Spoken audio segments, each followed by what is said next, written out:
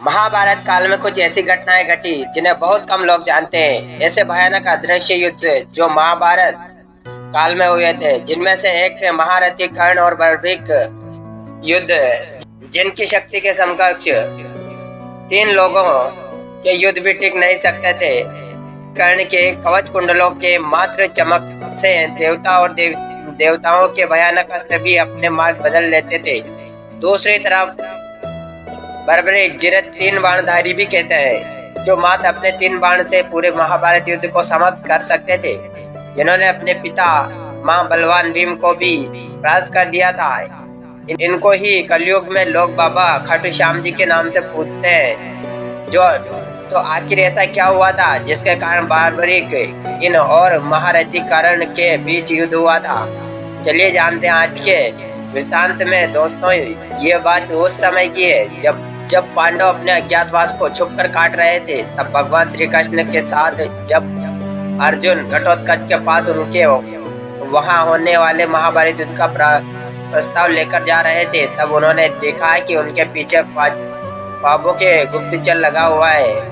वह गुप्तचर कौरवों के वहां संदेश लेकर जाता है और उसके 50 दुर्योधन पांडवों के अज्ञातवास को भंग करने के लिए घटोत्कच के गुफा की तरफ चल पड़ते हैं। दुर्योधन अपने साथ महारथी कर्ण को भी ले जाते हैं और अपने सैनिकों के साथ गुफा की चारों तरफ घेराबंदी कर देते हैं। लेकिन भगवान श्री कृष्ण जी पहले से ही यह बात समझ जाते हैं और वह अर्जुन को पूरी बात बताते हैं। यहाँ बात सुनकर अर्जुन गुस्से से गुफा के बाहर जाने की बात करते हैं, लेकिन भगवान श्री कृष्ण जी अर्जुन को रोकते हैं और कहते हैं, नहीं पार्थ, यहाँ उपयुक्त समय नहीं है। तुम अज्ञातवास भोग रहे हो और वो सब लोग तुम्हारे लिए ही आए हैं।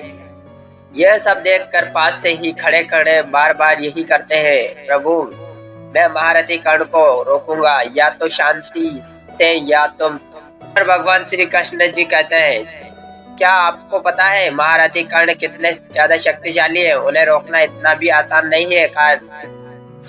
इस पर बार बार यही कहते हैं, हे गोविंद, आपको शायद मेरे शक्ति का अंदाजा नहीं है। यहाँ कहकर बार बार एक परिणाम करके गुफा के बाहर आ जाते हैं और दुर्योधन और कर्ण को परिणाम करके बोलते हैं, बताइए कैसे आना हुआ था? यह सुनकर दुर्योधन कहते हैं, बालक, हमें तुम्हारी गुफा के अंदर जाना है और हमें किसी भी तलाश है। इस पर बर्बरीक कहता है, मुझे क्षमा कीजिए, इस समय आप भीतर नहीं जा सकते।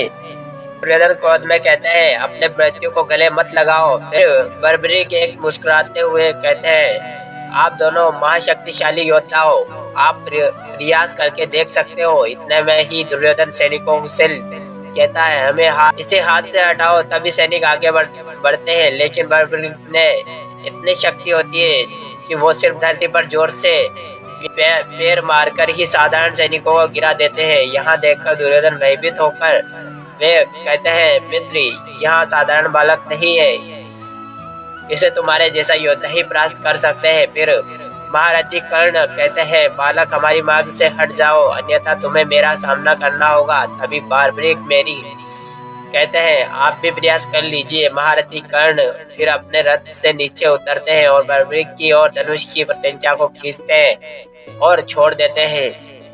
तभी इतनी जोर से हवा चलती है कि वहां खड़े सारे सैनिकों में हाहाकार मच जाता है, लेकिन उस अस्त्र का प्रभाव बर्बरीक पर नहीं होता है, बेहद टस से मस नहीं होता है। तब बर्बरीक एक तीर अपने धनुष की खींचते हैं और छोड़ते हैं। तभी उस समय दुर्योधन घायल होकर रथ से नीचे गिर जाते हैं। यह देखकर बर्बरीक ही हंसने लगते हैं और कहते हैं, आप ठीक तो हैं? तो आप श्री। तब दुर्योधन कहते हैं, तुम्हारी ये मजाल, कुटिल बालक, और से कहते हैं, इस बालक को यम के द्वारा पहुंचा दो। मित्र, तभी महारथी कर्ण अपने अस्त्रों को बर्बरीक में रिक्त छोड़ते हैं, लेकिन बर्बरीक ने से बच जाते हैं। उसके बाद बर्बरीक कर्ण पर अपना अग्नि अस्त्र चला देते हैं, लेकिन कर्ण भी ऐसी ही दोनों में घमासान युद्ध चलता रहता है। दोनों ही वीर एक दूसरे पर भयानक दिव्यास्त्रों का प्रयोग करते हैं। उसी बीच बार बार बर्बरीक एक दुर्योधन पर अपना घात अस्त्र चला देता है, लेकिन कर्ण अपने अस्त्र को नष्ट कर देते हैं। तभी बर्बरीक कहते हैं, हे अंगराज, अब ये बाण संभालो। इस बाण को कोई भी योद्धा अपने अस्त्रों से नहीं रोक सकता। तभी बर्बरीक दुर्योधन के तरफ अपना दिव्य भुह बाण छोड़ देते हैं, लेकिन महारथी कर्ण उस अस्त्र को अपने स्तनों द्वारा रोकने का प्रयास करते हैं, लेकिन उसे रोक नहीं पाते और दुर्योधन की ओर बढ़ने लगता है। यह देख महारथी कर्ण स्वयं दुर्योधन के सामने आकर खड़े हो जाते हैं। फिर जहां वहां दिव्या अमोद अस्त्र कर्ण से टकराने वाला होता है, तभी उनका दिव्य कवच प्रकट हो जाता है और उसका टकराहट वह नष्ट हो जाता है। यह देखकर बर्बरीक को आश्चर्य होता है और मन ही मन सोचते हैं यह कैसे संभव हो सकता है। इस दिव्यास्त्र को तो केवल इंद्र का वज्र ही रोक सकता था। अभी दुर्योधन कहते हैं यह अमृतास्त्र निर्मित दिव्य कवच है, जिसमें तीनों लोगों में कोई भी तोड़ नहीं सकता। तुम्हारा हर प्रयास विफल हो जाएगा। बालक इतने में ही पर भगवान श्री कृष्ण जी आ जाते हैं और वो कहते हैं वो तो तुम इनके मार्ग से हट जाओ, उन्हें देखने तो दो। जो भी दुर्योधन देखना चाहते हैं तभी दुर्योधन और कर्ण अंदर जाते हैं, लेकिन वहां पर उन्हें कोई भी नहीं मिलता, क्योंकि भगवान श्री कृष्ण जी ने अर्जुन को अपने माया से अदृश्य कर दिया था।